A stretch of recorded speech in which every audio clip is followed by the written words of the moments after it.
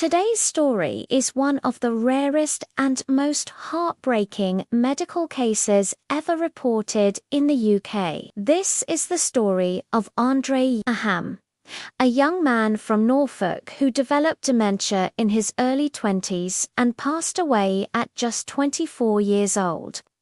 In this video, we'll break down what happened, why it happened, and why his story is so important for the future of dementia research. Andre was only 22 when his family started noticing subtle but worrying changes. He became forgetful, would repeat tasks, and sometimes seemed distant or blank. At first, his mother Sam thought it might just be stress or exhaustion, but the symptoms kept getting worse. One moment really stood out. At Sam's wedding in 2022, Andre left early, saying he'd had enough. But for a young man who was usually lively, social, and chatty, this was completely out of character. Soon after, he began forgetting simple things, like what he went to the shop for or why he'd even left the house. His speech changed, his behavior changed, and Sam's intuition told her something was very wrong. Sam took Andre to see a doctor. He was initially assessed and scored highly for autism. But Sam knew that wasn't the full picture. They pushed for more tests, and Andre was sent for an MRI scan. The results were devastating. The consultant explained that Andre had frontal lobe atrophy, which means severe shrinkage in the parts of the brain responsible for behavior, personality, and language. He said that if he hadn't known whose scan he was looking at, he would have assumed it belonged to a 70-year-old with dementia. Andre was diagnosed with frontotemporal dementia, or FTD, one of the rarest and most aggressive forms of the disease. Dementia is usually associated with older adults, but some forms can strike shockingly early and progress with frightening speed. Frontotemporal dementia is one of them. Unlike Alzheimer's, which affects memory first, FTD attacks the parts of the brain involved in personality, behavior, and language, known as the frontal and temporal lobes. These regions help us plan, control our impulses, understand speech, and express ourselves. When they deteriorate, people can change in ways that are deeply distressing for their families. They might become withdrawn, impulsive, or suddenly unable to communicate. FTD is thought to account for around 1 in every 20 dementia cases. What makes it especially cruel is that it can appear in young adulthood. In many cases, FTD has a strong genetic component. Certain gene mutations disrupt how brain cells handle proteins.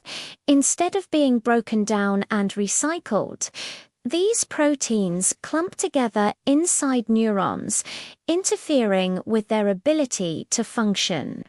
Over time, the affected brain cells stop working and die. As more cells are lost, the brain tissue itself shrinks.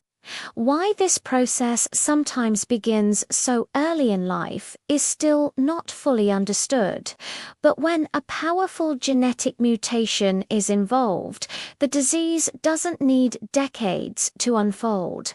The damage accelerates rapidly. Brain scans taken while Andre was alive showed dramatic shrinkage for someone so young. But comparing his brain to that of a 70-year-old would be misleading. His brain hadn't aged faster.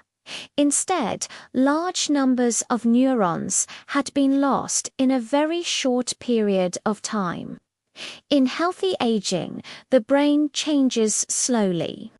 But in aggressive forms of dementia, entire networks can collapse at once. This explains why Andre's speech declined so suddenly, and why his need for full-time care escalated so quickly.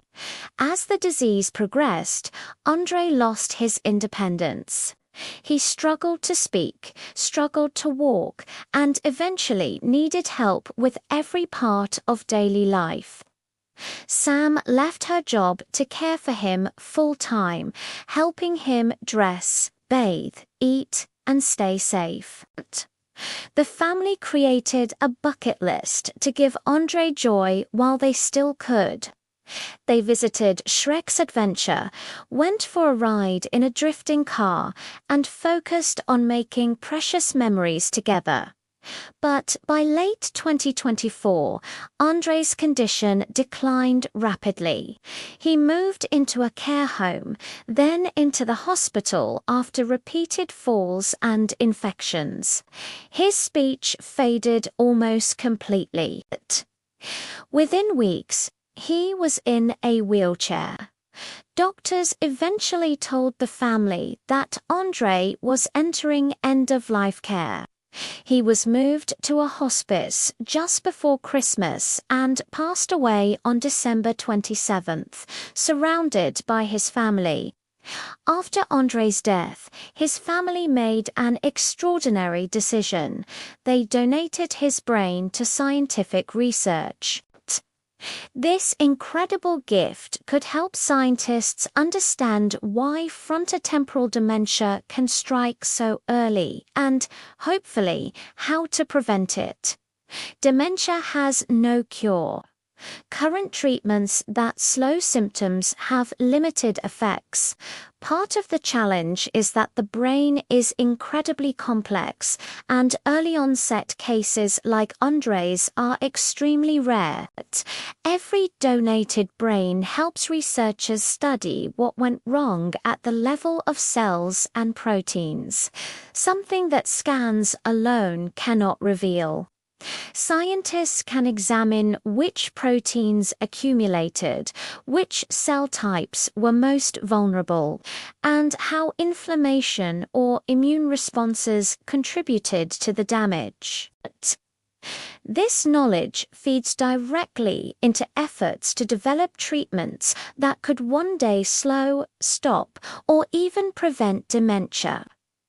Andre's donation may help guide research for generations to come. Andre's story is a powerful reminder that dementia is not just a disease of old age. It can affect young people, suddenly, aggressively, and without warning. His family hopes that by sharing his journey, they can raise awareness, encourage early diagnosis, and inspire more research into rare forms of dementia. Their message is simple. Awareness saves time, research saves lives, and every story helps move science forward. This video is dedicated to Andre, his family, and everyone affected by early-onset dementia. Their courage in sharing this story and their decision to donate Andre's brain to research may help protect future generations. Stay informed, stay compassionate, don't forget to hit that subscribe button, and thank you for watching.